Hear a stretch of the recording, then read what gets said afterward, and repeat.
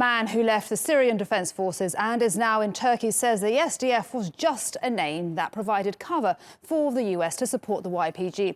In an interview with Turkey's Anadolu news agency, the group's former spokesperson named Talal Silo said he joined the YPG but actually ended up taking orders from the SDF.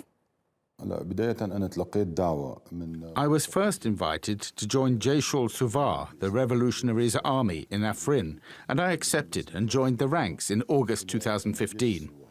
I was responsible for Turkmen regiments, but the decision-maker was Hadro from PKK. Then, later on, I was told I would be joining the SDF. The first meeting was with the regional director of PKK, Sahin Cilo.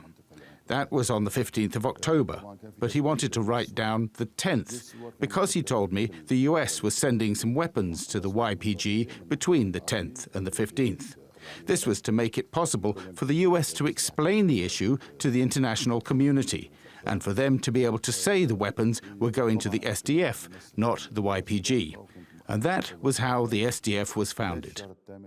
Sarah Firth has more from Jarablus, where the man fled to.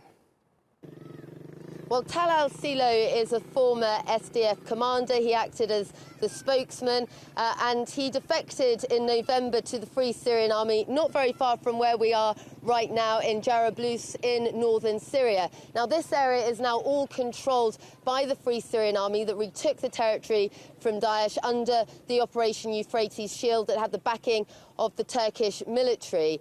Now, when it comes to this interview, Talal Silo has shed some light on the creation of the SDF, on the different factions and groups that make up the Syrian Democratic Forces, and on the US relationships and provision of arms to that group. And he makes some pretty serious allegations. Now, why does this all matter? Well, we know that the battle for territory in Syria is ongoing. A huge amount of territory has been retaken from Daesh by various factions, including the SDF. And if you just take a look at where we are now, on the other bank of the Euphrates River that's just behind us here, you have SDF controlled territory. Now, some of the allegations that were made by Talal Silo in this interview that the groups that now have control are some of the elements that Turkey has long been warning about. The YPG, which Turkey considers an offshoot of the PKK terror group, Talal Silo says were the ones who were mainly in control of those weapons. Turkey's warning has always been